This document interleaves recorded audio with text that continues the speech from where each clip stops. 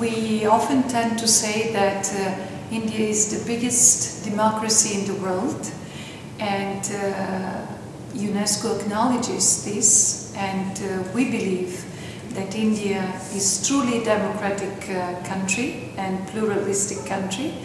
And the very fact that you have so many cultural identities, so many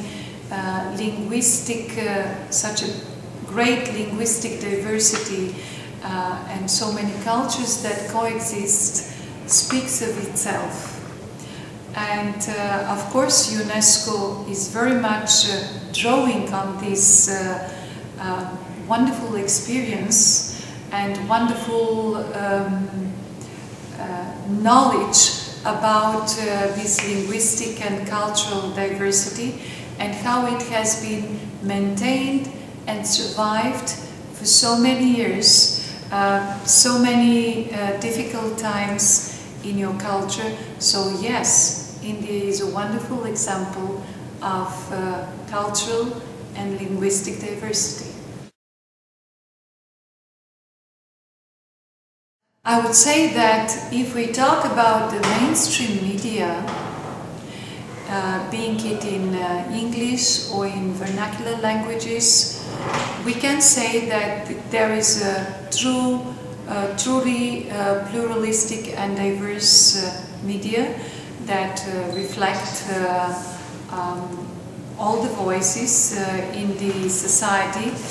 But I would say that because of lack of sufficient education, or because of literacy issues, or simply because of lack of access to appropriate communication channels, most of the rural communities in India still have a long way to go until they get their voices heard and reflected.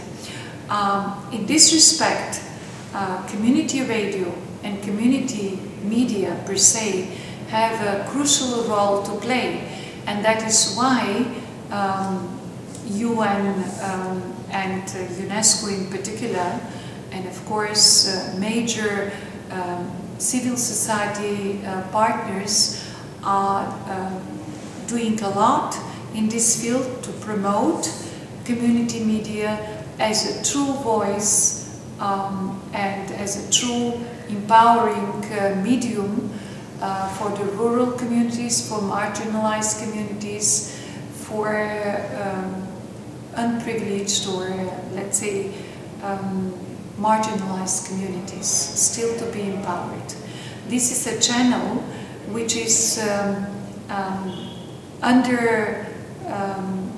let's say not underestimated, but not truly developed to the maximum. And I remember that when the community radio movement in India is very strong, and I do recall that the Indian government in 2008 announced that about 4,000 community radio stations will be established, and afterwards all of us, we realized that although there is a wonderful community radio policy in place, it will not be so easy to reach this magic number of 4,000 community radios for different reasons. For example, there will be a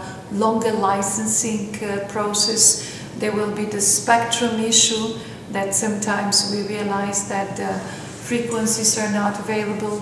There is of course the skills issues, that the capacity building issues, that you have to equip with the appropriate skills the community radio managers, and of course the sustainability issue, which is a very, very big challenge. Okay, this is altogether a different whole of issues, range of issues.